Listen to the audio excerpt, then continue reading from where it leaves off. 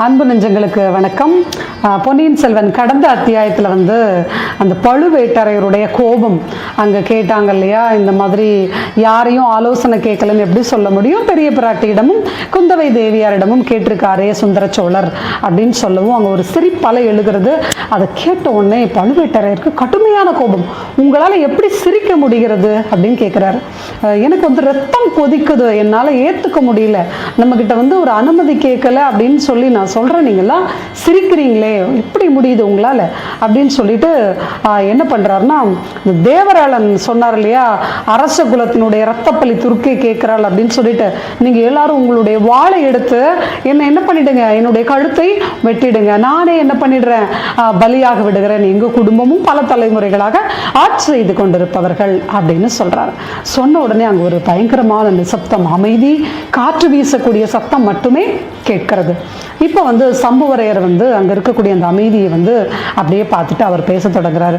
ஐயா பழுவேட்டரையரே, நீங்கள் என்ன பண்ணணும் அப்படின்னா, எங்களை மன்னிக்கணும், அவர் ஏதோ தவறுதலாக பேசிவிட்டார், அவருக்காக நான் என்ன பண்ணுறேன், மன்னிப்பு கேட்டுக்கிறேன், நீங்கள் தான் எங்களுக்கு எல்லாமே, அதனால் நீங்கள் என்ன பண்ணுங்க, எங்களுடைய கோபத்தை, எங்களுடைய தவறுதலான ஒரு வழிமுறையை நீங்கள் மன்னிக்கணும் அப்படின்னு சொல்கிறார். சொன்ன உடனே பழுவேட்டரையர் என்ன சொல்கிறார் அப்படின்னா, சரி, எனக்கும் கொஞ்சம் கோபம் அதிகமாக நீங்கள் என்ன பண்ணுங்க, என்னுடைய கோபத்தையும் மன்னிக்கும்படி நான் கேட்டுக்கிறேன் அப்படின்னு சொல்லிட்டு பேச தொடங்குறார். கிட்டத்தட்ட ஒரு 100 வருஷங்களுக்கு முன்னாடி விஜயாலய சோழன் இருக்கார் இல்லையா, அவர் என்ன பண்ணாரு அப்படின்னு பார்த்தோம்னா, முத்தரையர்களை தோற்கடித்து தஞ்சாவூரை என்ன பண்ணாரு, கைப்பற்றினாரு.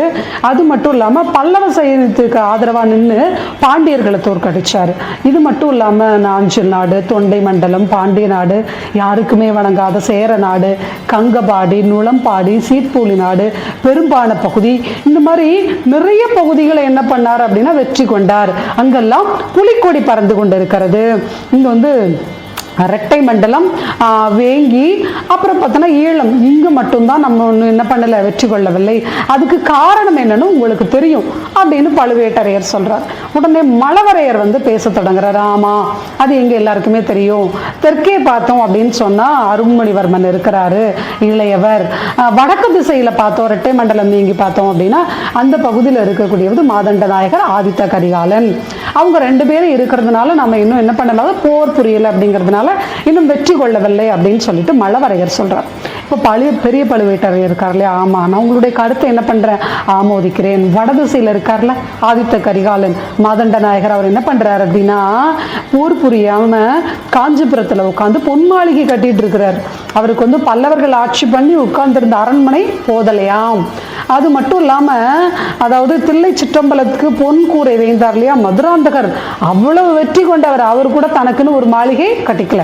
ஆனா இந்த ஆதித்த கரிகாலன் என்ன பண்றாரு, பொன்னாலே ஒரு மாளிகை கட்டிட்டு இருக்காரு, வைரங்கள் எல்லாம் பதிச்சு அவ்வளவு ஒரு செலவினங்களோட அதை கட்டிட்டு இருக்காரு. இந்த கங்கபாடி, நுளம்பாடி, பாகி இங்கெல்லாம் போயிட்டு வெற்றி கொண்ட ஒரு சிறு பொன் பொருளை கூட நம்மளுடைய இந்த தானியங்கள் இருக்கக்கூடிய இருக்குல்ல, பொன் பொருள் இருக்கக்கூடிய அந்த இடங்கள் இருக்கு இல்லையா, அங்க நமக்கு அனுப்பி வைக்கல, அவரே செலவு பண்ணிட்டு இருக்காரு அப்படின்னு சொல்றாரு. உடனே இது ஒருத்தர் கேட்கிறாரு, அந்த கூட்டத்தில் இருக்கக்கூடியவர், அப்போ மாளிகை கட்டி முடிச்சிட்டாங்களா அப்படின்னு கேட்கிறாரு. உடனே பழுவேட்டரையர் சொல்றாரு, கிட்டத்தட்ட வேலைகள் முடிந்து விட்டது, என்னுடைய ஒற்றர்கள் மூலமாக நான் தெரிந்து கொண்டேன் அப்படின்னு சொல்றாரு. அப்போ அந்த கூட்டத்தில் இருக்கக்கூடிய இன்னொருத்தர் கேட்குறாரு, அப்போ சுந்தர சோழன் அங்கே போகிறாரா, மன்னர் காஞ்சிபுரத்துக்கு போக போகிறாருன்னு ஒரு கவலையோட கேட்குறாரு. உடனே பழுவேட்டரையர் என்ன சொல்கிறாரு அப்படின்னா, இல்லை, அதாவது அவர் காஞ்சிக்கு செல்வதற்காக சில ஓலைகள்லாம் வந்தது. நான் என்ன பண்ணியிருக்கேன் அப்படின்னா, நான் என்னுடைய சகோதரன் இருக்கார் இல்லையா, சின்ன பழுவேட்டரையன், அவர் மூலமாக அதை தடுத்து நிறுத்திட்டாங்க. காவல் இருக்கிறது அவர் தான். 2-3 முறை ஓலை வந்தது, அவருடைய மன்னருடைய கைக்கு போகவில்லை, அது அவ்வளவு எளிதான காரியம் இல்லை அப்படின்னு சொல்லி என்ன பண்ணுறாரு, பெரிய பழுவேட்டரையர் சொல்கிறார். இப்போ அருண்மொழிவர்மனை பற்றின பேச்சு வருது. இது மட்டுமா, இப்போ இவர் இப்படி பண்ணிட்டு இருக்காரு ஆதித்த கரிகாலன் அப்படின்னு சொன்னால், அருண்மொழிவர்மன் இருக்கார் இல்லையா, ஈழத்துக்கு போயிருக்காருல, அங்கே போர் புரிய போன இடத்துல உணவுப் பொருளும் வீரர்களுக்கான ஊதியமும் கூட நாம தான் கொடுத்து அனுப்பணும் அப்படின்னு சொல்கிறாரு. அப்படின்னு சொல்லவும் கூட்டத்தில் இருக்கிறவங்க சொல்கிறாங்க, இது என்ன விந்தையாக இருக்குது, நம்ம போருக்கு போகிறோம்னு சொன்னால் அங்கே இருக்கக்கூடிய நாட்டில் இருக்கக்கூடிய உணவுப் பொருட்கள், அங்கேருந்து தான் உணவுப் பொருள் எடுத்துப்போம், அங்கே இருக்கக்கூடிய செல்வங்களை எடுத்து தான் நம்மளுடைய வீரர்களுக்கு ஊதியம் கொடுப்போம், அதுதானே நடைமுறை அப்படின்னு சொல்றாரு. ஆனால் பழுவேட்டரையர் சொல்றாரு, இல்லை இல்லை, அருண்மொழிவர்மன் என்ன சொல்றாரு அப்படின்னா, அங்க இருக்கக்கூடிய மன்னனோடு தான் நமக்கு பகை, மக்களோட எந்த பகையும் இல்லை. அதனால நம்ம என்ன பண்ணக்கூடாது, அங்க இருக்கக்கூடிய மக்களை எந்த வகையிலும் துன்புறுத்தக்கூடாது. அதனால நம்ம வீரர்களுக்கு தேவையான உணவும் தானியமும் எல்லாமே ஊதியமும் எங்கிருந்து வரணும், நம்முடைய நாட்டில இருந்து வரணும்னு சொல்லிட்டாரு. நானும் ஒரு வருடமா ஒரு 10-12 தடவை என்ன பண்ணிட்டேன், கப்பல் மூலமா உணவு பொருள் ஊதியம்லாம் கொடுத்து அனுப்பிட்டு இருக்கேன். இதனால நம்முடைய அந்த சாலைகள், அதாவது தானிய தனம் இருக்கக்கூடிய இடங்கள்லாம் இருக்கு இல்லையா, அங்க வந்து அப்பப்போ பொருட்கள்லாம் குறைஞ்சு போகுது. நான் உங்ககிட்ட எல்லாம் வரி விதிச்சு அதெல்லாம் சேகரிக்க வேண்டிய ஒரு சூழல்ல இருக்கிறேன். நீங்க வேணும்னா சொல்லிடுங்க, இந்த வேலையை வேண்டாம், நான் என்னோட நாட்டுக்கே போயிடுறேன் அப்படின்னு பழுவேட்டரையர் சொல்றாரு. உடனே கூட்டத்தில் இருந்தவங்கலாம் வந்து, இல்லை இல்லை, நீங்க தான் வந்து தலைமை தாங்கணும், நீங்க தான் வழி நடத்தணும், இந்த சோழ சாம்ராஜ்யம் நீங்க போனா என்ன ஆகும், நீங்க போகக்கூடாது அப்படின்னு சொல்லி சொல்றாங்க. சொன்ன உடனே அப்புறம் திரும்பவும் அந்த கூட்டத்தில் இருக்கிற ஒருத்தர் கேட்குறாரு, சரி இப்போ வந்து இவ்வளோ நடக்குது இல்லையா, இதெல்லாம் வந்து சுந்தர சோழருடைய காதுக்கு போகலையா, நீங்கள் அவர்கிட்ட பேசலையா அப்படின்னு சொல்லி கேட்குறாரு. கேட்ட உடனே இவர் என்ன சொல்கிறாரு பழுவேட்டரையர் அப்படின்னா, ஏன் பேசாமல், ஏற்கனவே நான் என்ன பண்ணிட்டேன் அப்படின்னா சுந்தர சோழர்கிட்ட இதை பற்றி பேசிட்டேன். அவர் வந்து இப்போ சொந்தமாக சுயமாக முடிவெடுக்கிற ஒரு சூழ்நிலையிலேயே இல்லை. எதுவாக இருந்தாலும் என்ன பண்றாரு அப்படின்னா, தன்னுடைய பெரியன்னை செம்பியன் மாதேவி கிட்ட கேட்க சொல்றாரு. அப்படி இல்லைன்னா தன்னுடைய இளைய பிராட்டி இருக்காங்க இல்லையா, குந்தவை தேவி, அவங்க கிட்ட கேட்க சொல்றாரு. அதாவது இந்த சாம்ராஜ்யத்துல அனுபவம் பெற்று தலை நரைத்து போன நாள்லாம் போயிட்டு கொள்ளிடத்துக்கு வடக்கேயும் குடமுருட்டிக்கு தெற்கேயும் போகாத சின்ன பொண்ணுகிட்ட போய் ஆலோசனை கேட்க வேண்டியதாக இருக்குது. என்ன பண்றது, நீங்க தான் என்ன பண்ணணும், இதுக்கு ஒரு தகுந்த வழி சொல்லணும். இது ஒரு அள்ளி ராஜ்யம் மாதிரி ஆய்போட்டு இந்த பெண் தாய் போகிவிட்ட இந்த பெண் சாம்ராஜ்யத்துக்கு நம்ம என்ன பண்ணலாம், உங்களுடைய சம்மதம் தான் ரொம்ப முக்கியம் அப்படின்னு சொல்லி என்ன பண்றாரு பழுவேட்டரையர் அங்க இருக்கக்கூடிய வீரர்களை நோக்கி கேட்கிறார். அவங்க என்ன சொல்றாங்க அப்படின்னா, அதுல இருக்கக்கூடிய முக்கியமான ஒருத்தர் வணங்காமுடியார் வந்து இதுக்கு பேச தொடங்குறாரு, பதில் பேச தொடங்குறாரு. ஐயா பழுவேட்டரையரே, நீங்க வந்து சுந்தர சோழன் மேல ஒரு குற்றச்சாட்டு வைக்கிறீங்க இல்லையா, அதே குற்றச்சாட்டு உங்கள் மேலும் வைக்கப்படுகிறது, அதை பற்றி நான் கேட்கலாமா அப்படின்னு சொல்றாரு. இப்போ இந்த வணங்காமுடியார் வந்து இருளில் இருக்கிறார், யாருன்னு தெரியல. பழுவேட்டரையர் என்ன சொல்றாரு அப்படின்னா, யாரது, வணங்காமுடியார் தானே, கொஞ்சம் வெளிச்சத்துக்கு வாங்க அப்படின்னு சொல்லிட்டு உடனே வணங்காமுடியார் வந்து வெளிச்சத்தை நோக்கி இது வந்துட்டேன் அப்படின்னு சொல்லி வந்து நின்றுட்டு பேச தொடங்குறார். அதாவது இப்போ ஒரு 2 வருடங்களுக்கு முன்னாடி நீங்கள் ஒரு இளம் பெண்ணை திருமணம் பண்ணிக்கிட்டீங்க இல்லையா, நீங்கள் அந்த பெண்ணை வந்து நீங்கள் போகிற இடத்துக்கெல்லாம் கூட்டிகிட்டு போகிறதாகவும் அவருடைய ஆலோசனைகளை நீங்கள் அரசியல் ரீதியாக கேட்குறதாகவும் சொல்லப்படுகிறது அப்படின்னு சொல்லி கேட்குறாரு. அவர் கேட்ட உடனே வந்து சம்புவரையருக்கு கோபம் வருது. சம்புவரையர், ஏன் இதெல்லாம் பேசுகிறீங்க, நம்மளுடைய பிரதம விருந்தாளியா வந்திருக்கிற ஒருத்தர்கிட்ட நம்ம இப்படி பேசலாமா அப்படின்னு சொல்றாரு. இல்ல இல்ல பரவாயில்லன்னு சொல்லிட்டு பழுவேட்டரையர் என்ன பண்றாரு, சிரிக்கிறார். சிரிச்ச உடனே சம்புவரையர் வந்து, யாரு சிரிக்கிறது, ஏன்னா அவருக்கு தெரியல பழுவேட்டரையர் சிரிக்கிறாருன்னு சொல்லிட்டு, யாரு அப்படின்னு சொல்லி கேட்கிறாரு சம்புவரையர்.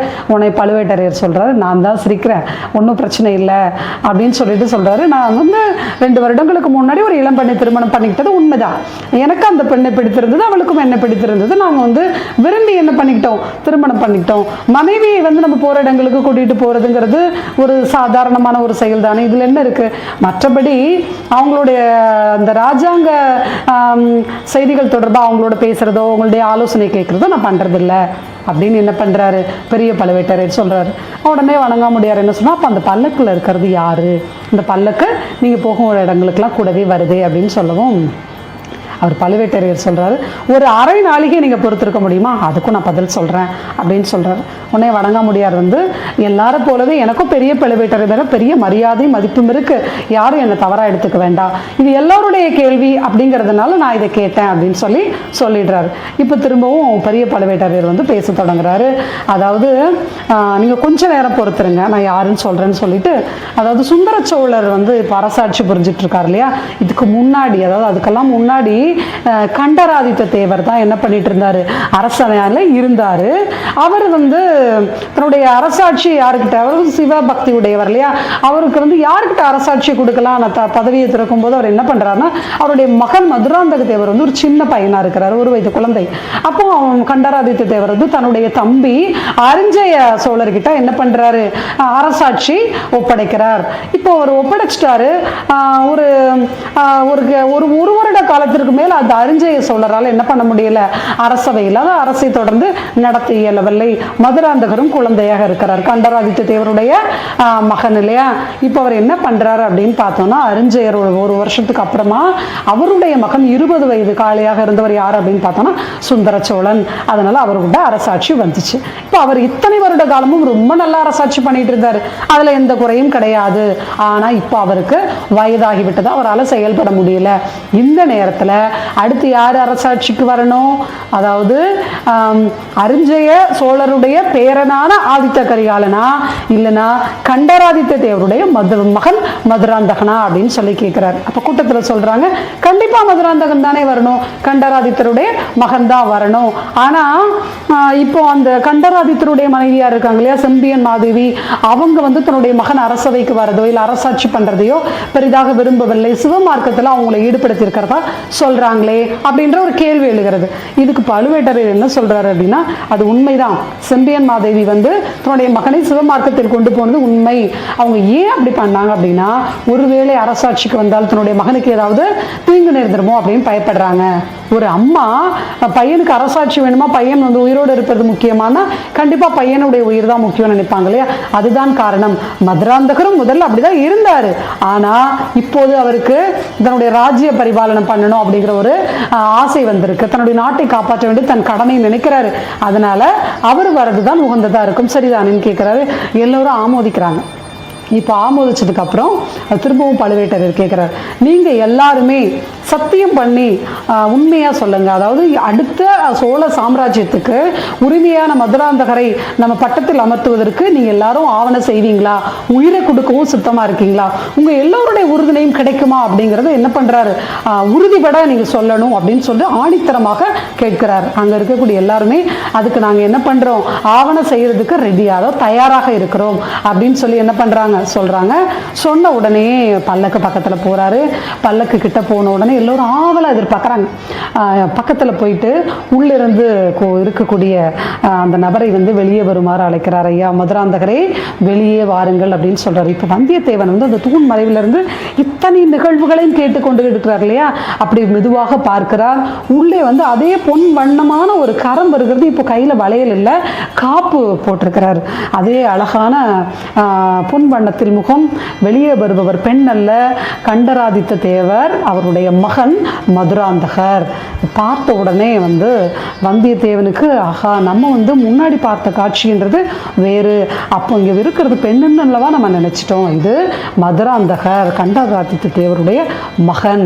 இவர் பார்த்து முடிக்கவும் இதற்கு மேல் நாம இங்க இருக்கிறது சுத்தமா இருக்காது அப்படின்னு சொல்லிட்டு வந்தியத்தேவன் என்ன பண்றாரு, மேல் மாடத்திற்கு சென்று உறங்க செல்கிறார். அடுத்து என்ன நடந்திருக்கும், என்ன பேசியிருப்பார்கள் என்பதை அடுத்த அத்தியாயத்தில் பார்க்கலாம். நன்றி.